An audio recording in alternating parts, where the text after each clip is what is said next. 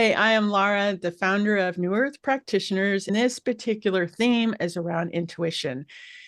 I am introducing a author and a wonderful healer, Jenny Garufi, and she's with me today, and she's had such a wonderful experience with her intuition and following that. And so here we are. Jenny, what was a significant turning point for you around your intuition? And how did that shift your life? If you wouldn't mind sharing that. I've had a couple. Sometimes we need a couple of those reminders throughout life. And thank you for having me so much. The first one was I was a teenager and I was at my dad's house. My dad had this rule not to come in my room before 11 a.m. on a weekend or face my wrath. And one morning he was brave enough to come in and said, Jen, I'm going to go down to the Village. We're in New York City to get this album. I have to go now. Do you want to come with me? And I'm in my teenage angst and had been out late, but something in me said, go. And I went, and when we came back, the place was trashed, robbed, Mm. and I had been in a room where they would have just happened upon me. I would have had no exit. So that was like my first, hey, what the heck was that? But then the teenage years happen and you're distracted. There were a lot of other turning points, little moments. There was one time I didn't listen to my intuition where I was in a meeting, a guy was leading it, really cute, successful, and I heard the words run and I did not listen. And a year of my life later, I was like, hey, that would have been really good. It was an emotionally abusive relationship, worst relationship of my life. And I had not listened to my intuition. By then, I was starting to get it, listen to my intuition. It comes in those little nudges. Don't listen to it, and probably will not have a positive outcome. Yeah, it's a constant, it's interesting because like we need to be quiet, we need to listen, we need to not write off that voice because it usually is so quick. It's not Yep. the voice that goes blah blah blah, oh but he's so cute and he's this and he's that. That's not your intuition. So really being able to listen, hear, that's so important. And I think because it speaks so quickly, sometimes we can just ignore it. Yes. So you had the time that you listened to it, the time you didn't, and you're learning about that. But also, I think there's an element around trust and understanding that if we listen, we're being looked after in some ways, not trust and understanding you can trust intuition. And sometimes it's not something we want, like in your situation with this cute guy that ends up being abusive. it's, we've all been there. So, wow.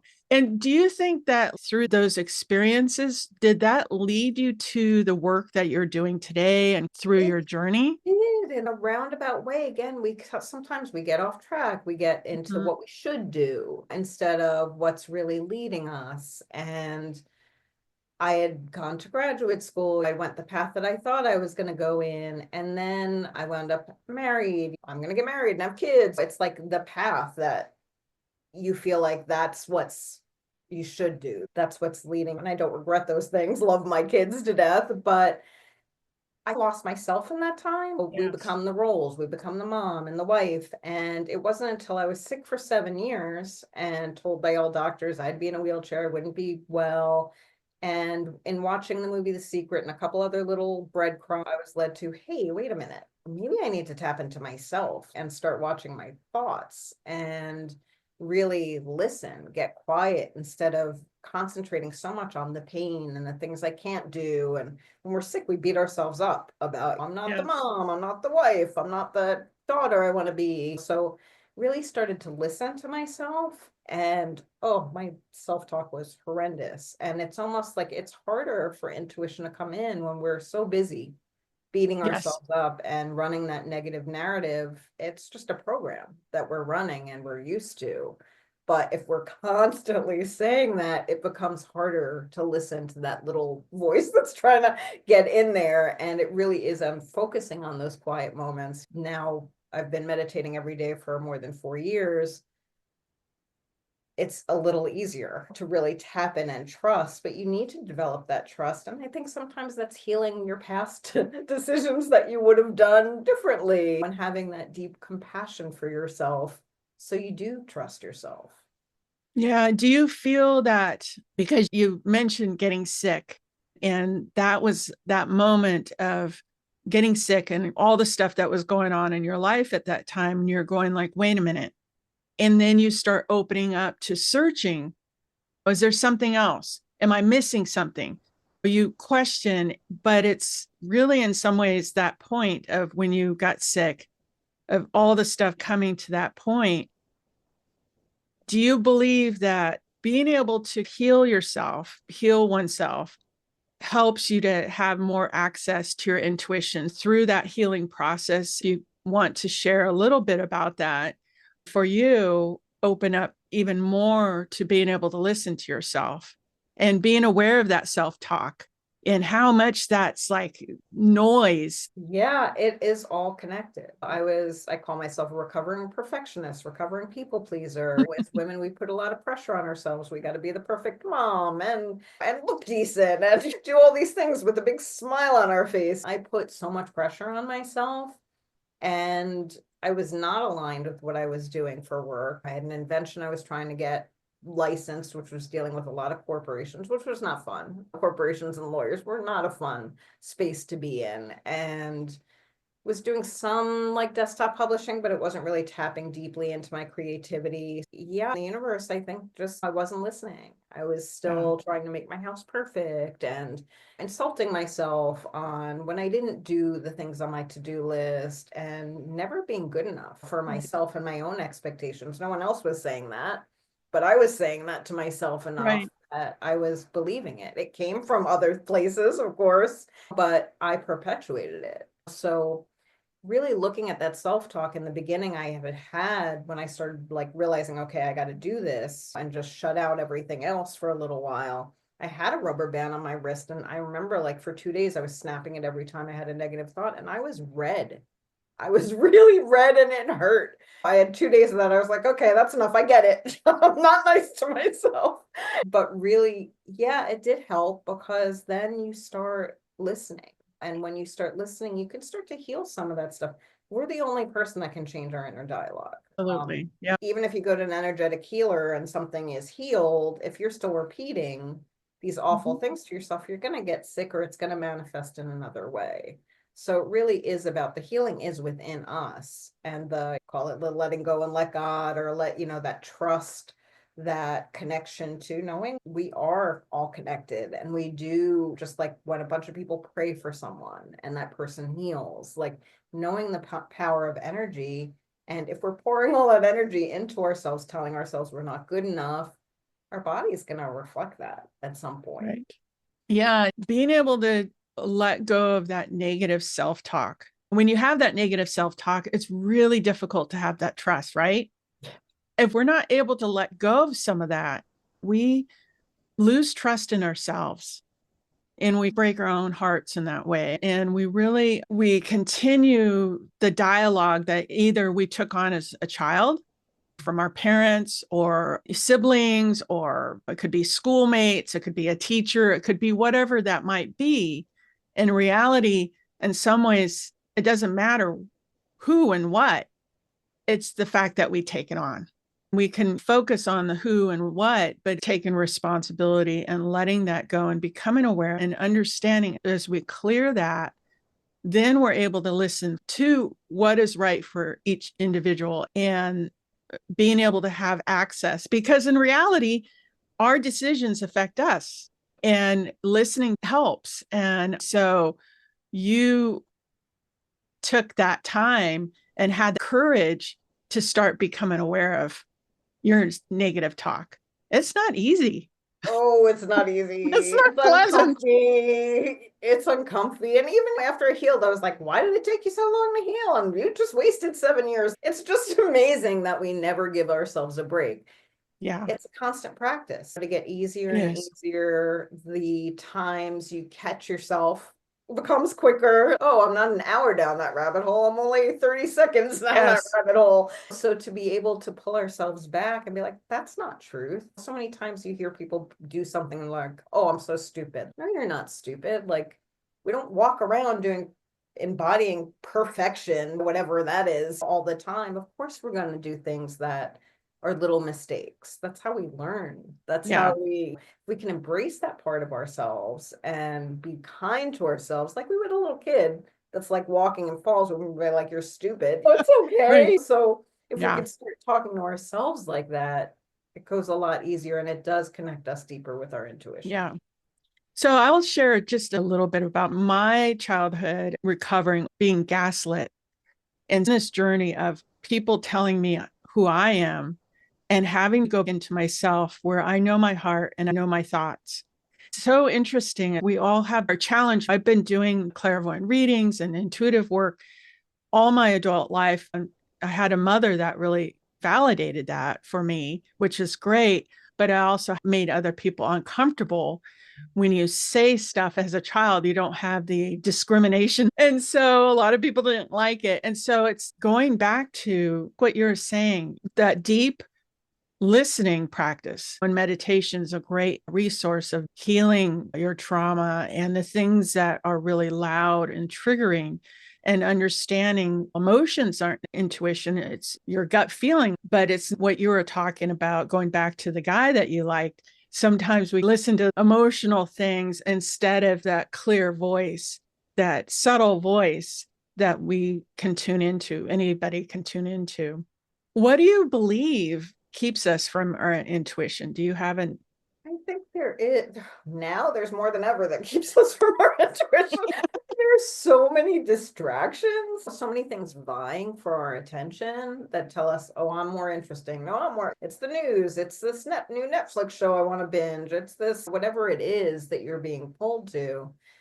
It isn't really like finding the things that light you up too. That's when your intuition can come in. When I'm writing, it's all like intuitively being downloaded. When I'm dancing, I feel like I'm in another space. I could get guidance that way. What lights you up? That's another way to just tap in. If meditation is, say, challenging for you, being in nature, those things can light us up. But a lot of times we don't make time for that. We're so busy. We're Yes. so in that the Groundhog Day scenario. Okay, I get up and I go to work and I do this and I got to cook dinner, and we don't allow for it. We really have to invite it in. Or the people around us, or our higher self, aren't going to shake us. They will if you don't listen for long enough. Right. But usually it's that gentle little whisper. And then we get signs if we're not following it. Hey, maybe I should do that. And the signs will get louder. But it really is, we have free will. So making that time and space, and that's a self-love thing too. Like really being like, yeah, I love myself enough, because our intuition comes from that place of unconditional love. So I do feel like it's connecting to that vibration of love too, that allows it to kick in a little more Yes, clearly absolutely. and stronger. Yeah. Oh, I totally agree with you. Going back to the things like you were saying, the distraction, looking out, we're constantly out here and we're not tuning in. And what you touched on is the love, that when we have that intuitive voice, like for me, it actually sounds like my voice.